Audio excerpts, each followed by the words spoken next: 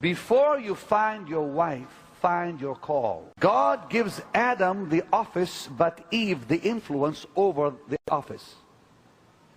So God says to him, don't touch the fruit, and she says, eat.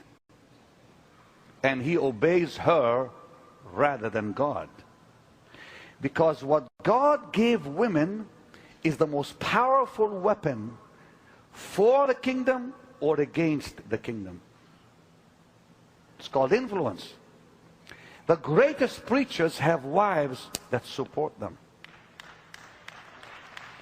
But the minute they lose the support of the wife, they'll fall apart.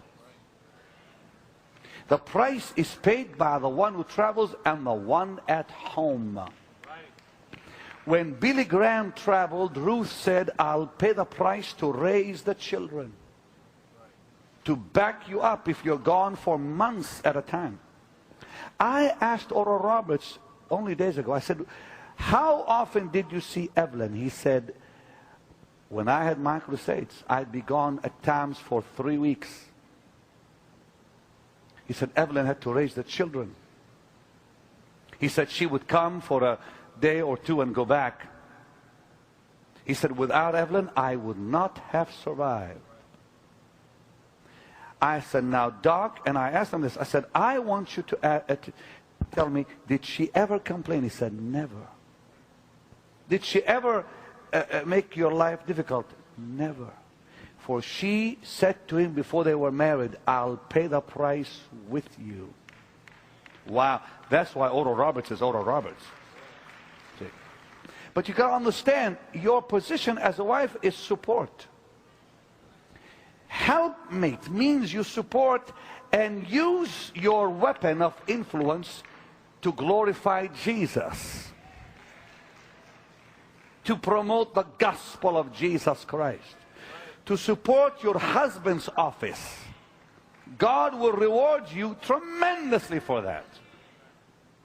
But today you've got men who are called, but their wives are not. So I tell you, young people who are not married, before you find your wife, find your call. And then find your wife who fits the call. Not the other way around.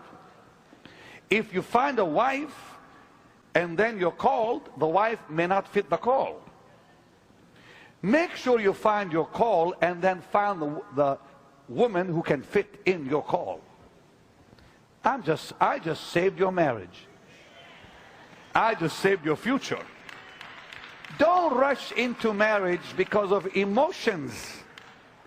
Don't rush into marriage because of beauty. Don't rush into marriage because she's nice to you. Don't rush into marriage because you want to get married. Before a guy buys a car, he checks the car to make sure it's the right car. They never rush buying expensive things. People make sure it's going to work and this and this and that. But into marriage, they rush blindly